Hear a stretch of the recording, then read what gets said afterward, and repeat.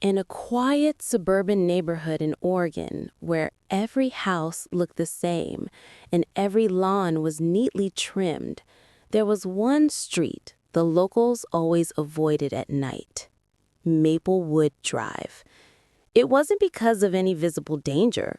The street was calm, well lit, and safe on the surface. But people whispered about the midnight visitor, a silent presence that came knocking after everyone had gone to sleep. The first knock. It began one icy December night in 2019. Emily Carter, a 27-year-old nurse, had just moved into a cozy rental home on Maplewood Drive. She worked long night shifts and was used to the odd hours. But that night, she was home early, curled up with tea and her favorite mystery novel. Around 12:17 a.m., she heard it. Knock, knock, knock. 3 slow, deliberate knocks on her front door. She froze. The sound was sharp in the stillness, echoing through her small house. Emily frowned, glanced at the clock again, and walked quietly toward the door. When she peeked through the peephole, there was no one there. Shrugging it off as a prank or delivery mistake, she went back to bed. But sleep didn't come easy. She couldn't shake the uneasy feeling that someone had been standing right outside, just beyond her sight. The second night. She heard it again. Same time, same pattern. Knock, knock, knock. She tiptoed to the window, careful not to make a sound. She pulled the curtain just a little and saw something that made her blood run cold. A shadow stood near her porch. It was tall, motionless, and facing her door directly. No face, no features, just a dark silhouette under the porch light. Her heart raced. She tried to capture a picture with her phone, but by the time she raised it, the shadow had vanished. She called the police, her voice trembling. By the time an officer arrived 20 minutes later, there was nothing. No footprints, no evidence, not even a sign anyone had been there. The officer sighed. Probably just a prank, teenagers maybe, he said. But Emily wasn't convinced. That night, she pushed her couch against the door and barely slept. Strange neighbors. The following morning, she spoke with Ms. Langley, her elderly neighbor. Ms. Langley's face went pale the moment Emily mentioned the knocks. "You didn't open the door, did you?" the old woman asked urgently. "No, why?" Emily replied. Ms. Langley leaned closer and whispered, "They say, if you open the door after midnight, you'll never see the morning again." Emily forced a nervous laugh. "You mean like a ghost story?" But the woman didn't smile. "I've lived here 30 years. 6 families have moved in and out of that house. All of them heard the knocks. The last owner never moved out. She just disappeared." Emily's stomach twisted. She wanted to dismiss it. Superstition, paranoia, maybe dementia. But something deep inside her told her this wasn't just a story. The recording. Determined to find answers, Emily set up her old phone to record the door overnight. She went to bed at 11:45, leaving a lamp on and her camera aimed at the front entryway. When she reviewed the footage the next morning, her hands began to shake. At 12:17 a.m., the video captured 3 faint knocks. The door rattled slightly, as if tested from the outside.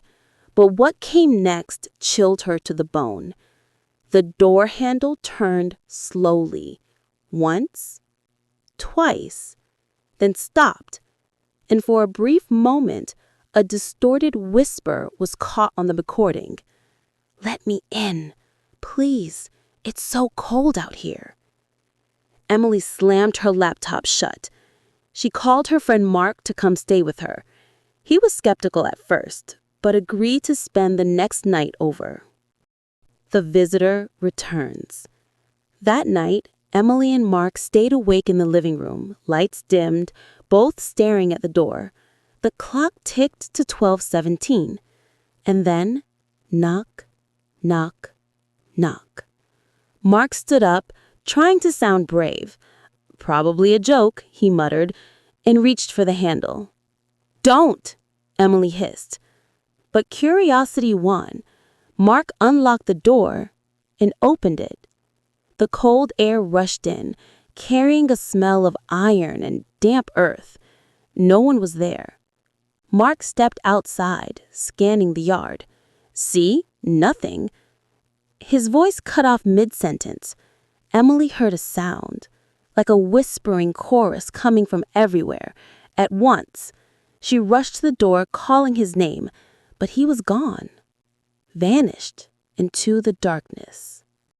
The police searched for 3 days. No footprints, no struggle, no sign of Mark anywhere. It was as if he had been erased from existence. The final night. Emily couldn't stay another day. She packed her bags, ready to leave by morning. But at 12:17, the knocks came again, louder this time, urgent. Knock, knock, knock. Her phone buzzed. Unknown number. She hesitated, then answered. A familiar voice whispered, "Emily, it's me. It's cold out here. Please, open the door." It was Mark. Emily's eyes filled with tears. "Mark, where are you?" "I'm right outside. Please, Emily, let me in." Her hand trembled as she reached for the lock, but then a second call came in. This one from Mark's mother. "Emily, they found his car by the woods. The police think—" The call cut off. Emily froze. Slowly, she lowered the phone. The voice outside began again, angrier this time. "Emily, open the door!" The knocking grew louder. Bang, bang, bang. She screamed and ran to her bedroom, barricading the door. The pounding continued for what felt like hours, until, suddenly, silence. When dawn came, she found the front door wide open. Her phone recording still ran, showing the door slowly creaking open on its own. And on the floor, in the frost-covered wood, was a single line of text scratched into the surface. "You should have let me in." Aftermath. Emily disappeared that day. When the police entered her house, everything was untouched except for her phone. The last recording showed her standing at the door, eyes blank, slowly unlocking it at exactly 12:17 a.m. The case remains unsolved. The house was sealed off and later demolished, but residents of Maplewood Drive still swear that on cold December nights, when the clock strikes 12:17, they hear it. Knock, knock, knock. And if you ever hear that sound, never open your door.